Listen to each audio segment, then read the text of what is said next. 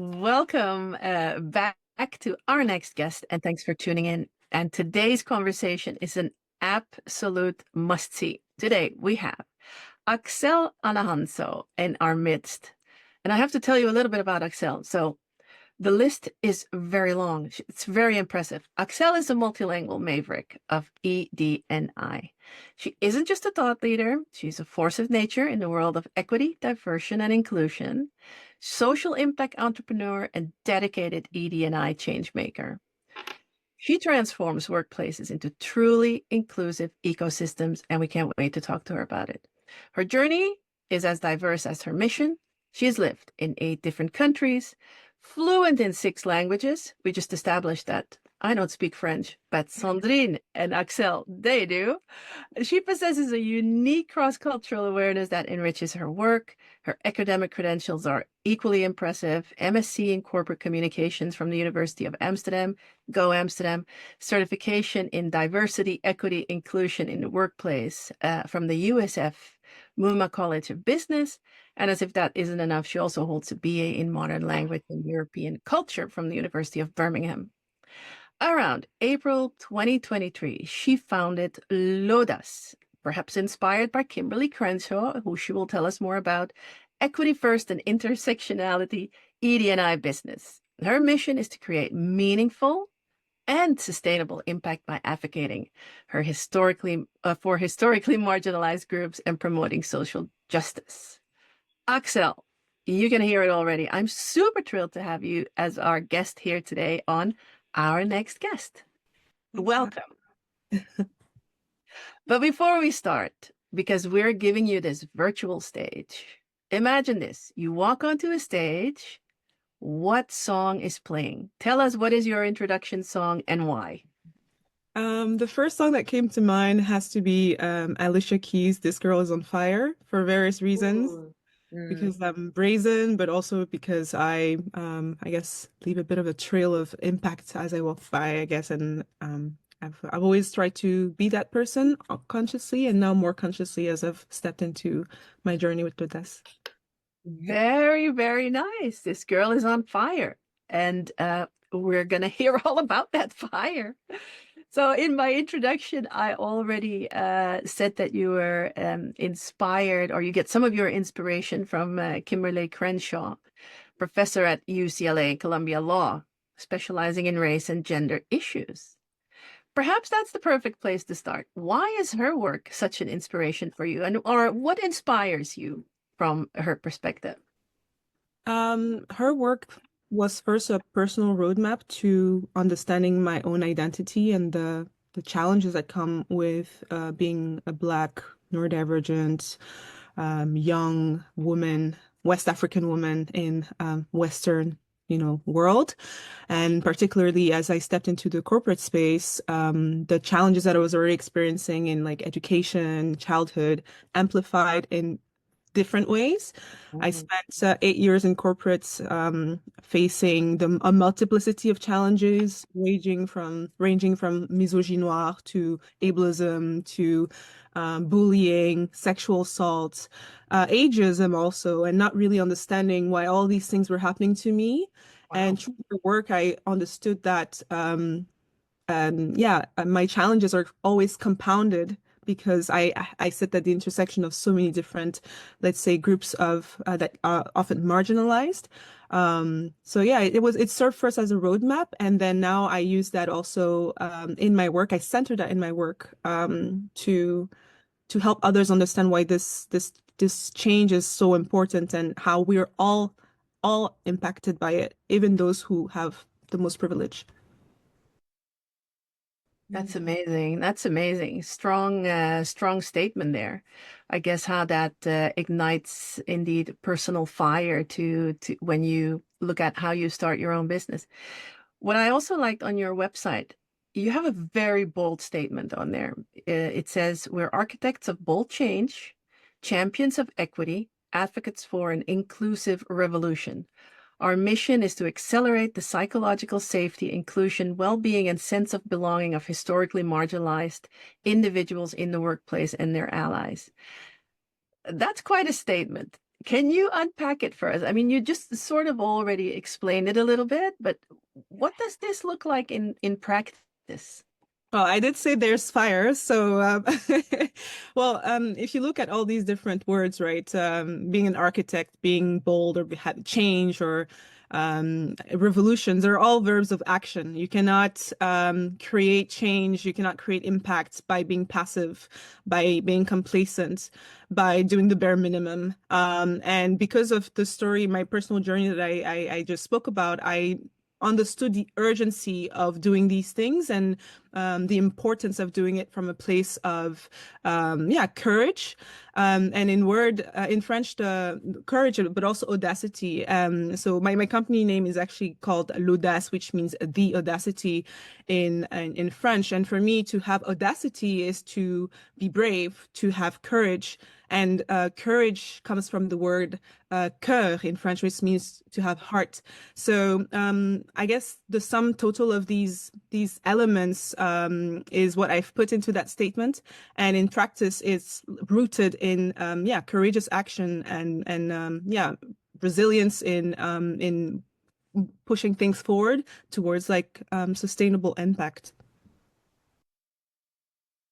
So the Courageous Conversation series Ah, that you mentioned on your website, right. on the LAUDACE website, and Mhm. this is like a series that particularly caught my attention, and in or within like the concept, you highlighted the vulnerability, the concept also of awareness, consciousness, but also like the sense of allyship.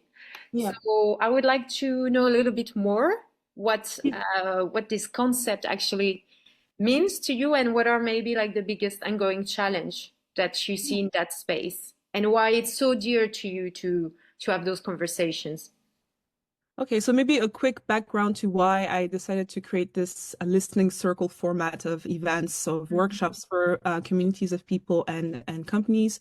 When I first started in my journey as in DEI, so back in 2020, in the wave of like BLM globally, the social uproar globally, I realized that most people don't really listen to each other's challenges. We think that we understand the other person's struggle.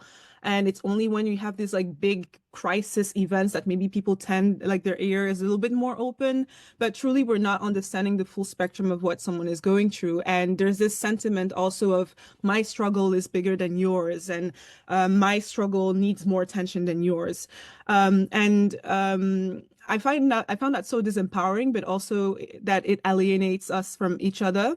And perhaps because of my background, having been in so many different countries, being able to connect with people in so many different languages, there's like kind of like bridges that I've been able to connect between different dimensions of identity or different ways of thinking.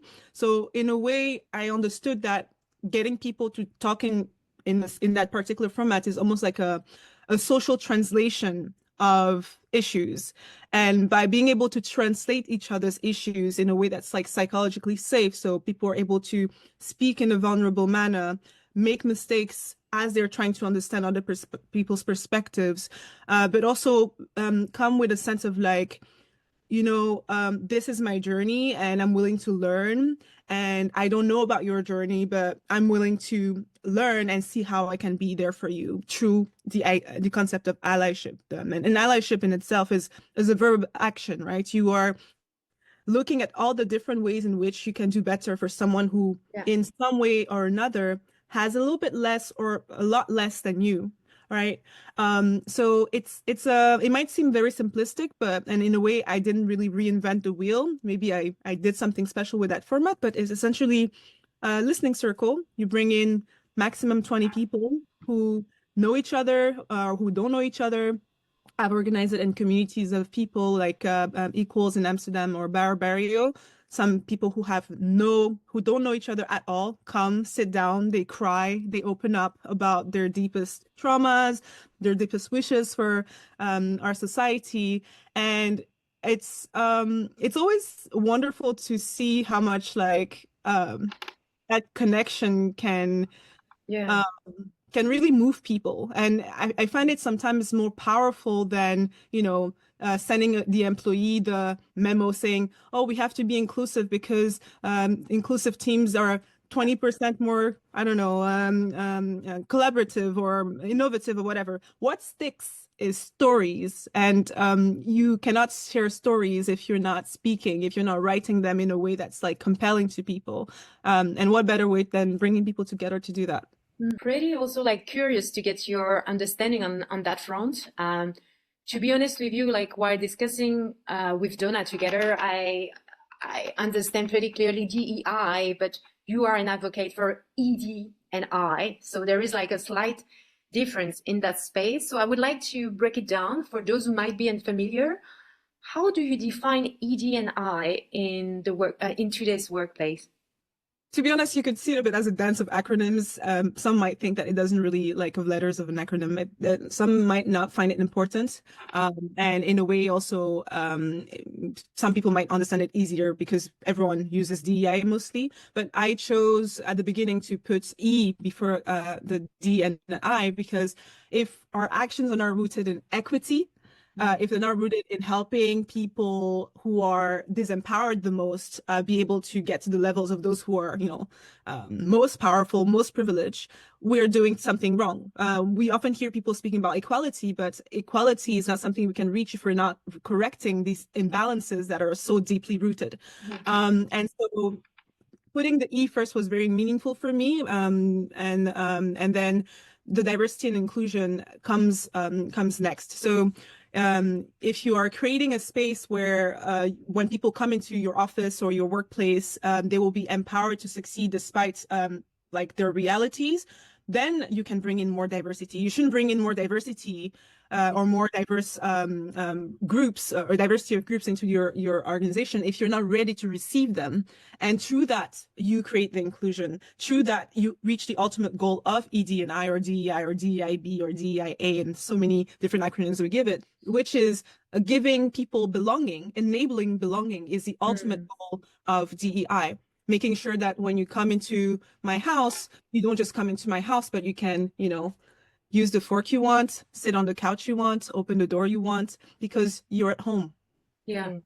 It feels to me that like putting like equity first is more like a structural change, like a long-lasting change, including like more fairness, as you're saying, than like diversity that feels like, okay, we are inclusive, but in the in the surface. So it's like really putting structure, the right structure, and changing like the organizational behavior. How does that resonate with you? Yeah, absolutely. Like you can, so many companies focus on the diversity aspect of things, and they bring in maybe more marginalized groups into the workplace, but they're not prepared to receive them. And that actually leads to more attrition. So employees, the employee retention rates are going to be terrible, or you have higher rates of like burnout in these populations, or you would also observe, for instance, like if you're looking at career progression of things like that, like it's always the same privileged groups that are being progressed versus the marginalized groups that stay at the bottom of the pile, if you can see it like that. So yeah, it's so essential that people understand that, there's this image of an apple tree and you're trying to get the apple, but if I'm like 1 meter, I don't know, 50 and someone else is 1 meter 80 and another person is like 3 meters or 2 meters, if we reach our hands up to get the apple, we're not all going to get that apple. So what chair should I put so that the person that's 1 meter 50 can reach that apple? That is what equity is trying to do. Yeah, totally see that. On that note, like many companies claim to champion diversity, equity, and inclusion, so DEI, but not all of them integrate like these values, I would say like genuinely into their culture and policies. In your experience, what are the key indicators that differentiate a company that is like genuinely, authentically committed to DEI to the one that merely leverage it, for marketing purposes or to enhance their brand image? Sorry. There's a very interesting vlogcast that I followed, that I watched like maybe a year or so ago, from the Neuro Leadership Institute, and they were talking about how post-pandemic, the companies that are going to succeed in society or being socially accepted are those who put people versus profit or productivity first. And you can see it. The companies that are people-driven and who are not solely looking at the business case for DEI, right? The fact that, oh, DEI brings in more money and more innovation, and it helps our company grow, and our competition is beaten because we're being more inclusive of people, we're hiring more diversity of folk. Whereas those who are really understanding that there is an imbalance in society amongst social groups, and that if we want to empower these groups, we should empower in not just bringing them on board and supporting them in their career progression and ensuring that they're feeling, well at work, but also how can we pour back into their communities? How can we reflect in our products that, I don't know, like I'm a brand, but I understand I also have customers, and that if I want to be in alignment with the money the customers give to my business, I should also make sure that these communities feel seen and represented in what I put out, and also how I clean house within first, So that's what will really make the difference. And I feel like most companies today, especially in the Western world, are still stuck in this business case lens of things. But I'm not saying we should just have one or the other. I don't believe in binaries, but I think that they should start with the social justice case and then think about how, this benefits. So the business case should be kind of like a ripple effect, not the driver. Yeah, to get further on that topic, what are the biggest misconceptions about ED&I or DEI that companies still hold today? So for me, it's like, what are the misconceptions that people have about DEI? And I think one of the biggest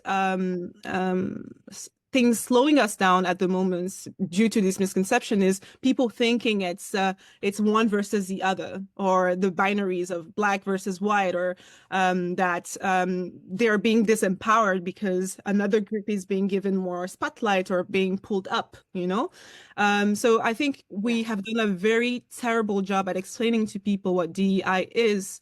And as a result, people see it as something to fear. They see it as kind of like something that is privileging a particular group versus others, instead of thinking of it as this big dance where we're trying to get more people in and make sure that everyone can dance, making sure that everyone can request a song, making sure that everyone can decide to step out when they want to.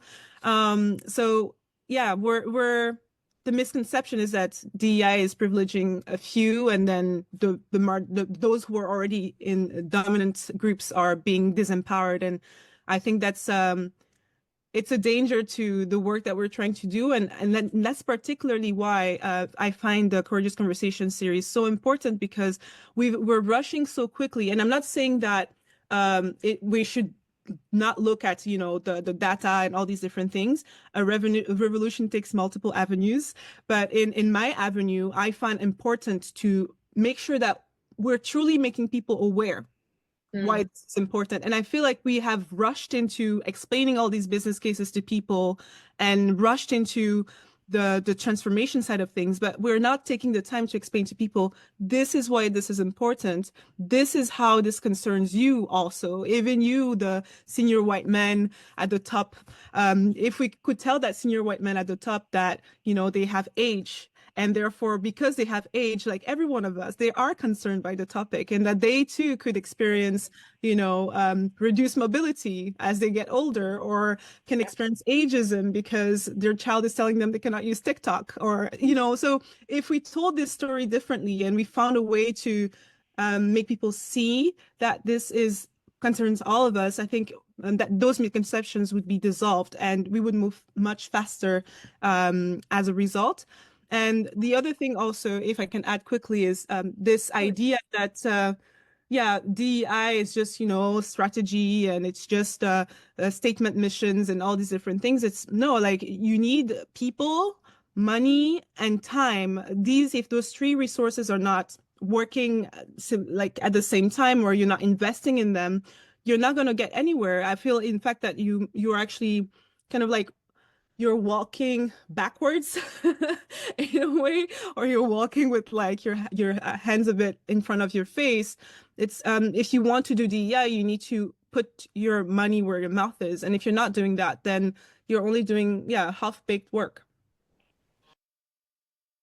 I think that I root my work in those core values that I have, and that doesn't change. So intersectionality is going to be a huge pillar in it, and I will often resort to literature that focuses around that, and that is equity driven as well. The rest is a question of how you tell the story. So I spoke about using storytelling a lot in the way I share my let's say my how you can say that, like if I'm a DEI evangelist, I'm sharing the good word, let's say.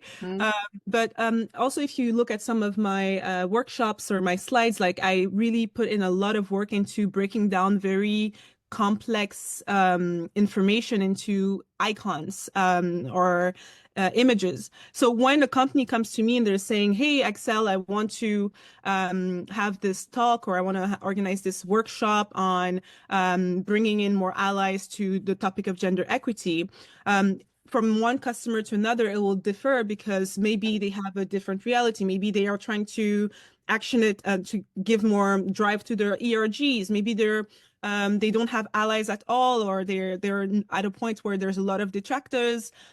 So depending on the customer's journey, in their DEI journey, I will kind of like meet there where they're at.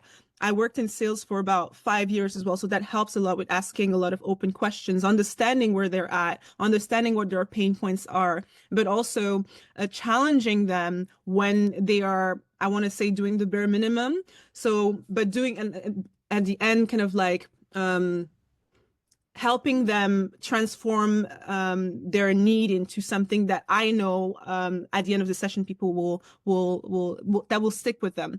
That's one of the things I really pride myself in, is like I want people to go home and to be thinking about it again for the next week or more, not just being, I've been on the other side of the table where you go to this workshop or this talk and you just sat there thinking, like, what has this actually given me, or what is this person actually saying, or you feel like they're just regurgitating some slide that they found on another workshop, or some material that we've all seen on LinkedIn and all these different things. Like, no, but okay, how is this going to make a difference for my customer because of the issues that they have? And if in like a year, and I think it was like within a year and a half, I had like all these things happening. It was a bit like a roller coaster, but it started with me sharing my story, getting people to share their stories, bringing people into rooms to do that, and it created those ripple effects. Most of the customers I gained in that time was because people saw the value of it and wanted to amplify it. So in a way, I feel very lucky for that, but also I think it confirms that I'm doing something right, and that it is having a certain impact. Definitely it has impact. Does it have, did you already, or if you can talk about it, is there something that you've achieved that you're like most proud of? Or is there one story maybe, or one experience that's still memorable? That's the first one that comes to mind when you think of it? Oh, there's so many moments where I had to like pinch myself or think, wow, or even got emotional, I would say. Oh, that's a tough one. Oh, maybe just think about it whenever you get to it. The first thing that came to mind is the first Courageous Conversations series I organized, and when I kind of put the event out and people started getting tickets and everything, like it's almost as if I didn't believe in it in full. And then at the end of the session, when during sessions, sometimes people have their serious face on, and I'm autistic as well, so I don't know how to read faces all the time. Like I've learned how to like kind of read it over time, because I remember that this facial expression might mean this, but I'm never able to pinpoint it. And I got to the end of the session and people were emotional, people were sharing how much that had impacted them. And it's I think that's probably one of the most rewarding parts of my work, is just seeing it on people's faces, seeing it in their words. That's definitely something. And one of my proudest moments was also last year in October. I was recognized as one of the Women of the Future Rising Stars in ESG. And it came at a time where I had been, as a change maker, you literally working for others, for the greater good. And in some ways, you forget about yourself. And I was at a point where I had been pouring from an empty cup and not celebrating my successes and my achievements, because I just felt like, but there's still so much to do, and there's still so much I want to not prove, but like more give, because I know from how DEI, the lack of DEI, has affected my health, my physical, mental health, that we're just not doing enough, And when I received that, it was at a moment where people were telling me, but Axelle, you should be celebrating your successes. You should be pausing, and you should be taking a moment to absorb that you are doing something right, and it's something to give yourself a tap on the shoulder for. So yeah. Wow, that's amazing. That's amazing. And I hope after our chat today, we fill your cup maybe just a little bit with positivity and our awe of you. So hopefully that brings some joy to your day today. Talking about like DEI, and you just mentioned that it goes beyond HR, it goes beyond like marketing, and this is a science, you said.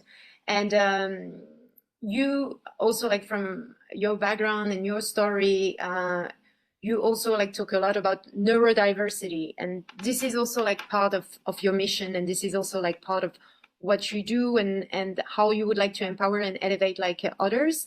For people who are quite or do not really grasp it, how would you define what neurodiversity is?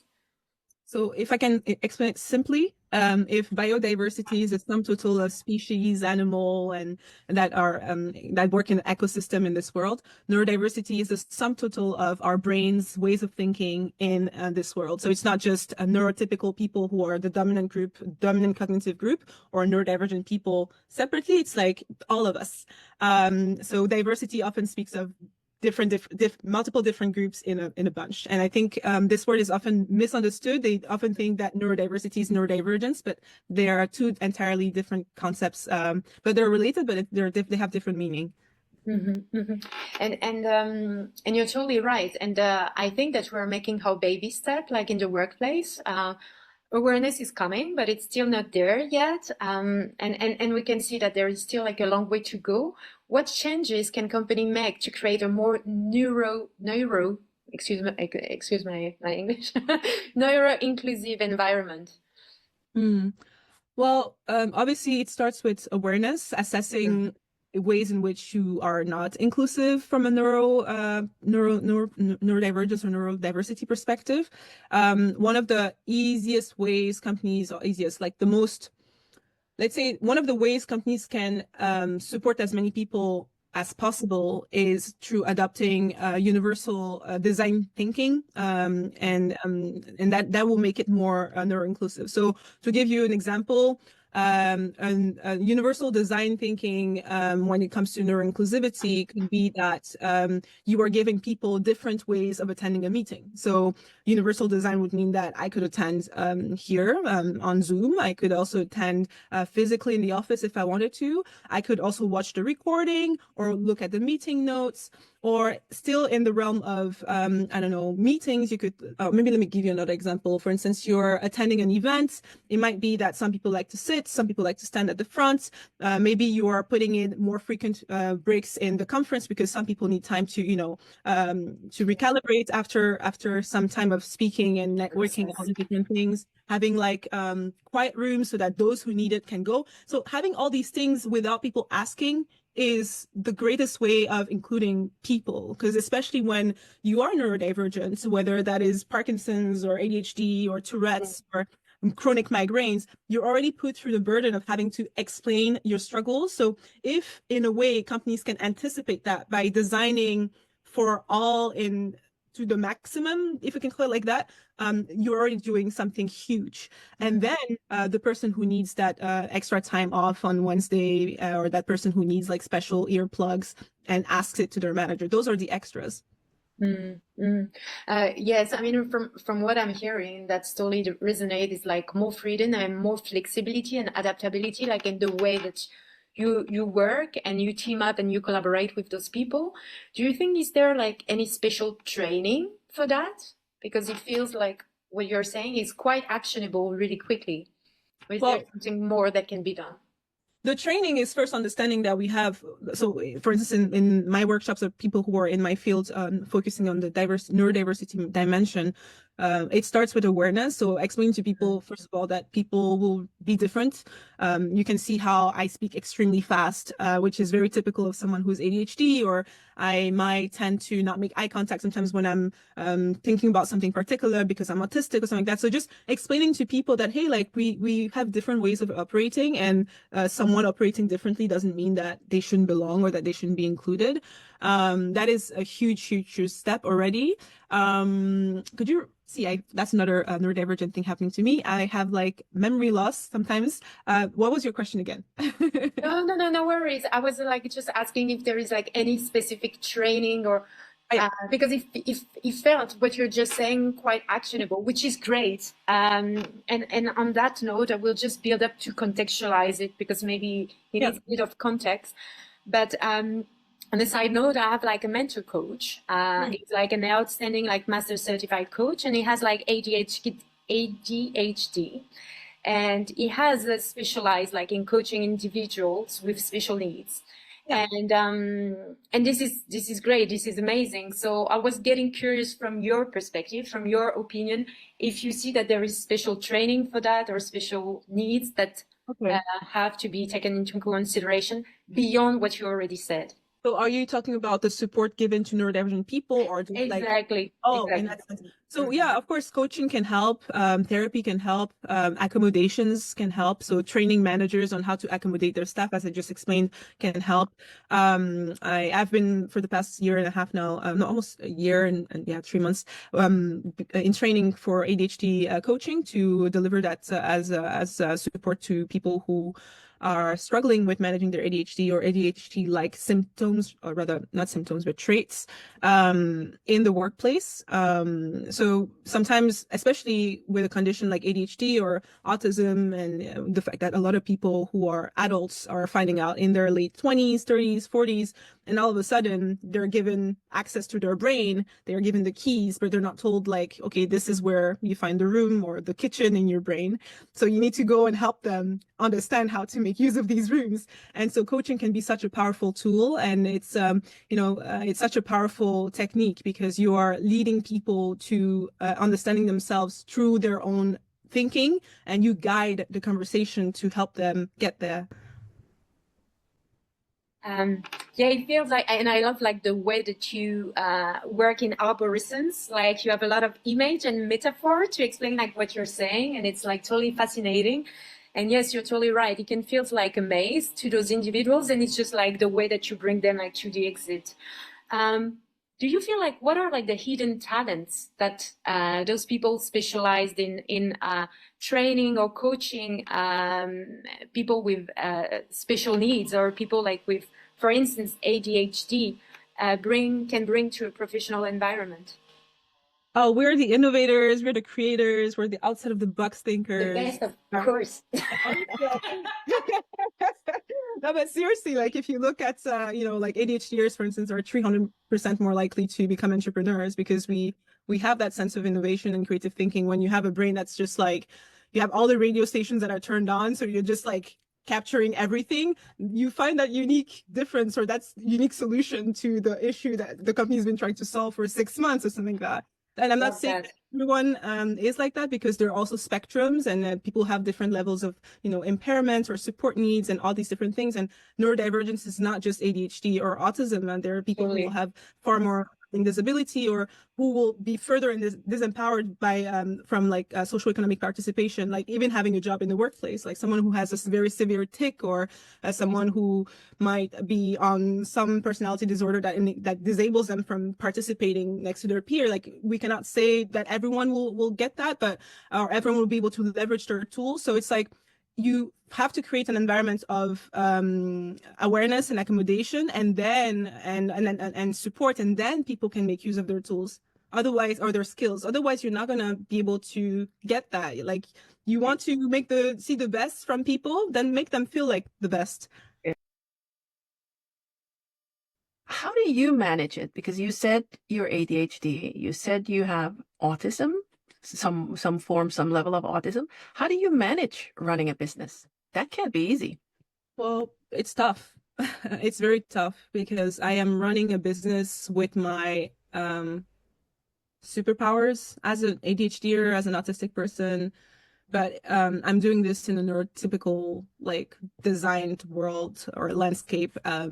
And for instance, something I experienced a lot as a person is chronic fatigue. And I get fatigue not just because I'm working too much, but fatigue is generated in me because of lighting. It's generated because of noise. It's generated because of maybe not being able to, experiencing what they call interoception. So I'm not able to understand what's happening in my body on time. So for instance, if I need to go to the bathroom, my body doesn't process the fact that I have a full bladder as quickly as maybe a person who's not ADHD or autistic. So that's just a simple example to say that, like, all these things make it that I feel sometimes like I'm operating at a deficit. But I think the beautiful thing about challenges or failures is that they teach you something. And I think it's the way you make sense of those lessons or teachings that will make the difference. And that's kind of the space in which I'm at the moment. Last year, I really lived like I was a neurotypical person, and my body has punished me for it. It's like, you need to rest. So it's how do I keep my passion, and how do I keep the fire burning and the urgency of my work? How do I keep that as a priority without doing this at my own expense? And I know that already in the entrepreneurial space, like, a lot of people experience things like burnout and whatnot. But yeah, I know I'm more at risk of it, and maybe in some ways I have experienced it. But yeah, I think it's pausing, having a support network, having mentors, and not just one mentor. I have a multiplicity of mentors, has really helped. And if I look at it from an intersectional perspective also, I'm not just neurodivergent. I'm a Black woman who's 32 years old. I'll be 32 in June. So I get into a space where I'm often the youngest. I look young also, younger than I am. And I feel like I as a woman, as a Black woman, sometimes I feel like I have to work 3 times harder to be taken seriously. And that's a bit what I did. I knew that I had to do a lot to be taken seriously or to be visible, because by default, people don't take me seriously. Yeah, I guess that makes it extra difficult, right? It's already difficult running a business as is. Plus, then you have all these extra things that you carry with you, which give you another level of complexity or challenges when running a business. Definitely not easy, but great to hear also how you do recognize it, and like you said, last year, very difficult. You've learned from it. Your body can't cope in the end, right? So you've learned from it, and you're learning to adapt yourself to manage where necessary. And that's, I think, something that, people that maybe watch or listen to this can also take with them. As in, if you have this, pay extra attention to the things that you recognize and don't let them limit you. Pause where necessary before you, break yourself down completely. And if I can add to that also, it's not just observing that, and this is something I've been doing more since the end of last year, I would say, and it's been a gradual process. Do it compassionately, do it with passion, because otherwise you're just like, beating yourself up, and that creates more harm. And that's what I did for a big chunk of last year. And it's like, it didn't lead me anywhere. But the compassion smoothens the process of kind of like finding yourself again and like recalibrating. Talking about all this, I mean, we said a lot, and I love also your passion and your energy, and I can see already that people will get inspired by everything that you've been mentioning. For people listening to us and people who would love like to be DEI advocates or got so much inspired, they said, okay, I want to do something in their own workplace. What's your biggest piece of advice you would give them? So, one of my favorite pieces of resources is this allyship roles that have been defined by this practitioner called Karen Catlin, and she speaks of the 7 allyship roles. And before I go into that, I think that it's important to remind the listeners that allyship is the verb of action, right? You're only an ally if you are recognized by the groups that you're seeking to support as someone who is doing something for them. And there's so many different hats you can wear, right? You can be the scholar. Being a good ally or being involved in DEI starts by educating yourself about DEI. It could be watching a movie, going to an employee resource group meeting to learn about what those groups at your workplace are experiencing or what they find important. It could be looking at your level of hierarchy. Maybe you're a manager, maybe you hold a bit more power, or you're in leadership, you hold more power. Could you be that foot through the door for someone and be the sponsor? Could you be the amplifier, the person who makes sure that that person that didn't get heard during the meeting's voice is heard? Could you be the upstander, the person who, stands up in the face of,